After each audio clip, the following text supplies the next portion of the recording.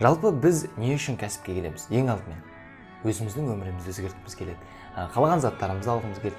Өзіміздің қалаған өмірімізді сүргіміз келеді. Өз ортамызды жоғарылатып, өз білімімізді жоғарылатып, өзіміздің қалаған өмірімізді сүргіміз келеді. Иә, бұл нәрсені жасау үшін бұл кәсіпке келеміз. Бұл кәсіпті бізге ұсынған кезде өте оңай, өте тез, өте жеңіл жетістікке жетуге болады деп бізге түсіндіреді.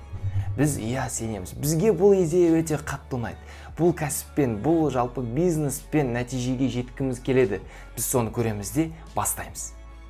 Бастай салысымен біз бұл идеямен жанамыз, өртенеміз, бізге ұнайды. Барлық таныстарымызға айтамыз, туыстарымызға, ата-анамызға, көршімізге бәріне айтамыз. Бірақ бізге ешкім сенбейді. Біздің үстімізден күледі. Бұл дұрыс емес кәсіп. Абайла, бұл жерде сен алдап кетуі мүмкін деген сияқты бізге сөздер көптеп айта бастайды. Әрине, бұндай сөздерді естігеннен кейін біз не істейміз? Негатив аламыз. Бізге негативті ойлар келеді. Негативті ойлардан арылу қиындай түседі. Шынымен де бұл кәсіп дұрыс емес шығар. Шынымен де бұл жерде жетістікке жету қиын шығар, мүмкін емес шығар деген ойлар келеді. Сол кезде енді ғана кәсіпті бастап, енді ғана күшті энергиямен бастайын деп тұрған біздің бизнесімізді біз тастап қоямыз. Неге? Өйткені бізге негативті ойлар келеді. Бұл нәрсенің шешімі бар. Бізге туысқандарымыз, ата-анамыз не үшін сенбейді? Бір ғана себептен.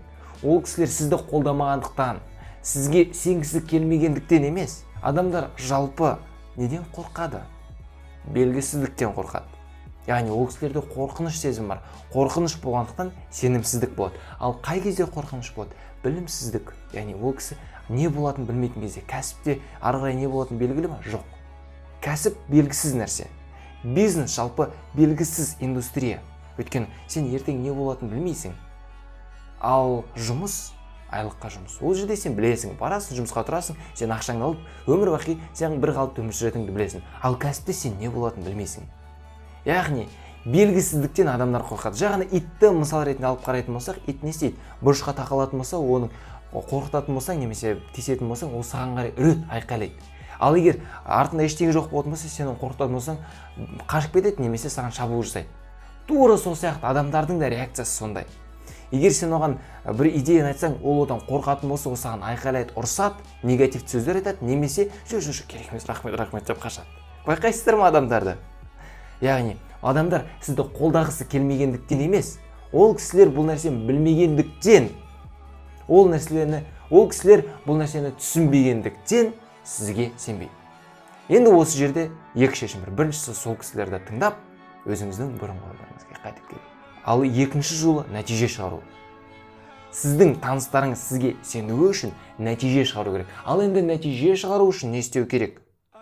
Білім алу керек, үйрену керек. Бұл индустрияны түсіну керек, және жұмыс жасау керек. Кітап оқу керек.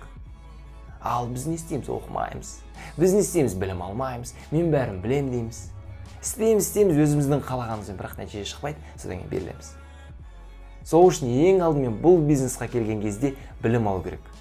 Кітап оқу керек. Университеттегідей, мектептегідей кітап оқу керек. Ұстаздардың айтқандығын тыңдау керек. Бизнесте нәтижеге жеткен миллионерлердің айтқан сөздерін тыңдау керек. Тренингтер көру керек. Көп адамдармен танысу керек. Сөйлесу керек. Жұмыс жасау керек.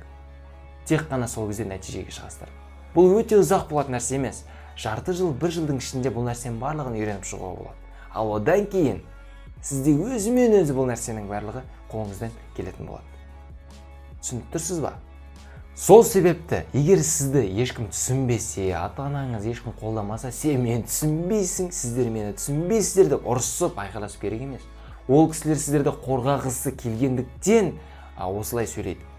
Сол үшін сіздерде бір ғана жол бар. Қайталап айтамын, нәтиже көрсету үшін білім алу қажет. Мен де бірден нәтижеге шыға салған жоқпын. Маған да басында қаншама адам сенген жоқ. Бірақ уақыт өте келе мен кітаптар оқыдым, тренингтерге қатыстым, миллионерлермен таныстым, қаншама бизнес тренерлердің оқуларын оқып, тренингтерін көріп, және олардың айтқандарын істегеннің арқасында жәймендеп нәтиже шыға бастады. Түсініп отырсыздар ма? Яғни басты нәрсе ол білім алу. Және сол алған білімді қолдану, нәтиже көрсету. Сол кезде сіздің артыңыздан адамдар барады. Сол кезде сізді тыңдай бастайды. Сол кезде сізді адамдар сыйлай бастайды. Егер қазір сіздің қолыңыздан түк келмесе, немесе жасап жатсыз, бірақ ешқандай нәтиже шықпай жатыр деп ойласаңыз, жоқ, қателесесіз. Сіздің қолыңыздан барлығы келеді. Нәтиже шығады. Қаншама қате, қаншама банкрот компаниялар болды, қаншама банкрот менің бизнестарым болды, бірақ соған қарамастан нәтиже шығады. Өйткені оның барлығы жинақталатын тәжірибе және білім. Сондай сіздер білім және тәжірибе жинайтын болсаңыздар, күндердің бір күні нәтижеге шығасыздар. Нәтижеге шыға алмау мүмкін емес. Жалпы жетістікке жете алмау мүмкін емес. Жетістікке жете алмайтын адамдар жоқ. Кішкене уақыт керек. Кішкене уақыт керек. 1 жыл, 2 жыл. Бірақ сол уақытқа шыдай алмайтын адамдар бар. Егер сіз шыдап, сол кезде білімді алып, тәжірибе жинақтап, жұмыс жасайтын болсаңыз, нақты жетістікке жетесіз. Сіздермен бірге болған бүгін мен Мақсат Тілеухан, жетістік алаңында кездескенше.